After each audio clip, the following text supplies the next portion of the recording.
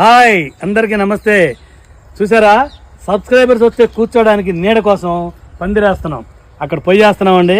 అక్కడ వేడివేడిగా ఉండితే ఇక్కడ హాయిగా కూర్చొని నీడగా ఉండి తింటారన్నమాట. ఎలా వేస్తామో చూసేయండి.